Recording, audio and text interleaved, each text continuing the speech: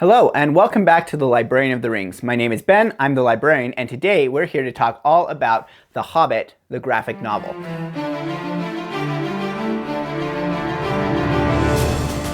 It's actually called The Hobbit, an illustrated edition of the fantasy classic, but it actually is a graphic novel, not an illustrated book. So what really makes this difference is that it relies not on the text, but on sequence of images along with text there. So there's text, and there is text that is dialogue direct from The Hobbit, which is found in these thought bubbles. And then there's text that's direct description from The Hobbit, which is found here in these gray boxes. But it really is a graphic novel, and if you go to look for it in your library like I did, you're going to find it in the graphic novels section. Now what's really interesting about this book is that it was actually written, let me just make sure I get this right, but it was actually first copyrighted in 1989. Now that is quite a while ago, so I was actually really surprised to find this, and even more surprised to find that I didn't know about it until recently. This particular edition was done in 2012 by Del Rey, and the illustrations are done by David Wenzel, who, if you look in the back, it tells you a little bit about each person, including J.R.R., the professor himself, but it tells you a little bit about each person involved in this. David Wenzel actually illustrated Middle-earth: The World of Tolkien Illustrated. Definitely some Tolkien basis to it, although I didn't recognize his name right away.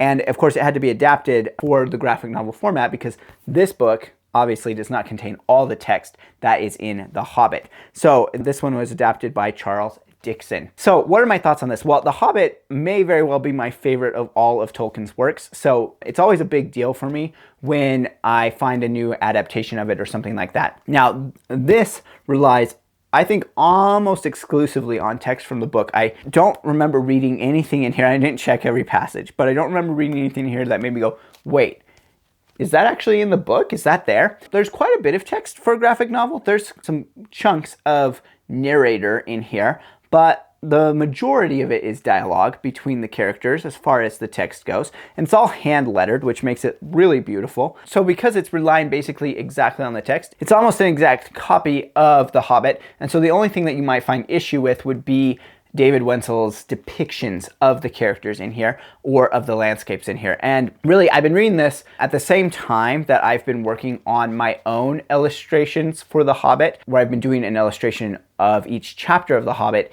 in preparation for reading it with my daughter. So I've been thinking a lot about that, and as I've looked at these illustrations, they line up pretty well with what the book says. In some ways, they adhere almost too closely maybe to the book and don't take enough artistic interpretation. So for example, in any place where Bilbo is wearing the ring, let me find one of these for you.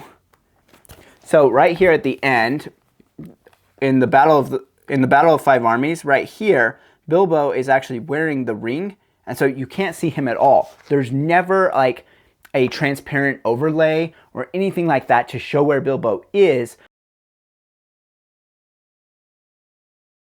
The only thing you sometimes get is if he's speaking while he's wearing the ring, then you get his dialogue bubble kind of showing you where he's at. I almost wish they would have given something to kind of indicate where he was at when he's wearing the ring, because I think that would make the pictures more interesting. The pictures where he's wearing the ring are some of my least favorite ones. As far as the depictions of the characters go, I don't think there's any big departures here. Certainly less departures than the Hobbit film, where they made Thorin much younger than he was in here. Thorin is old. Let me show you a picture of Thorin here. Okay, here's Thorin and Gandalf talking right here.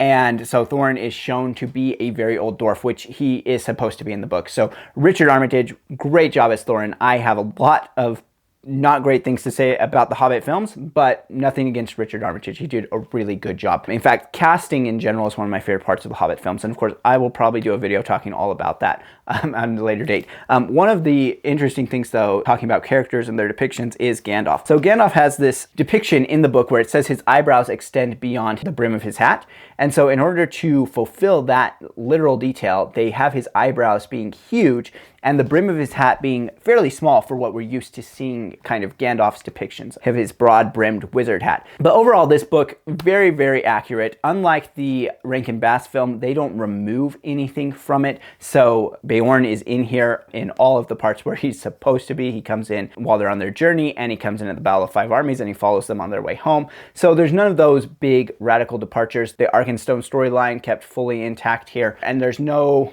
additives, right? Unlike the live action films by Peter Jackson, there's no additives taken from the appendices of Lord of the Rings. Legolas doesn't appear. Overall, I really enjoyed this book. It took me actually longer to read it than I thought it would. I thought I'd be able to breeze through it pretty fast. There's a lot of details in each frame, and so it takes a little time to read it. Now, obviously, I'm approaching this being very familiar with The Hobbit, so I didn't really notice that there were details that I couldn't grasp in the graphic novel format.